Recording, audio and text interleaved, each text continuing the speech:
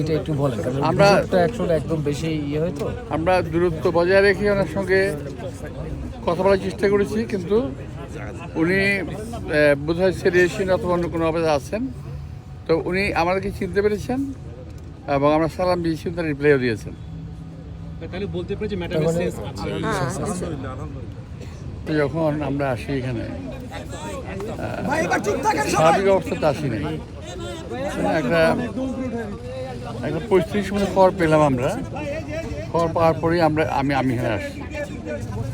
এত রাতে আসার কোনো প্রয়োজন ছিল না। উনি কতটুকু স্টেবল এটা ডাক্তাররা বলতে পারবে। তো যে অত্যাচারটা ওনার উপর হয়েছে বিগত সরকারের সময়, তার রেজাল্ট আমরা এখন পাচ্ছি। এখন দেখতে পাচ্ছি তাকে ওনার এই ভালো থাকে এই খারাপ থাকে, এই ভালো থাকে এই খারাপ থাকে। তো উনি এই মুহূর্তে আমার কাছে আমি পার্সোনালি মনে করতেছি যে এই মুহূর্তে উনি স্টেবল নন। তো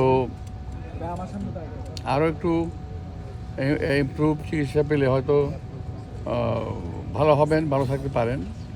যেটা আমাদের দায়িত্ব, আমরা চেষ্টা করব যে ওনাকে সুস্থ করার জন্য যতটুকু ট্রিটমেন্ট করা দরকার করবো, তো করার চেষ্টা করবো। আমরা ট্রিটমেন্ট করবো ডাক্তার। আমার সঙ্গে কোনো ডাক্তার সঙ্গে দেখা হয় নাই যে ডাক্তারকে আমি জিজ্ঞেস করবো কেমন আছে।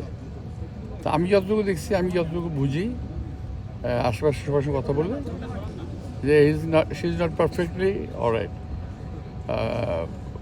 বাট দের ইজ চান্স হয়তো রিকভারি হতেও পারে। দেশবাসীর কাছে আমার আবেদন থাকবে, আজকে তো সারা দেশে শুক্রবারে দেওয়া হয়েছে। আমি মনে করি দেশবাসীর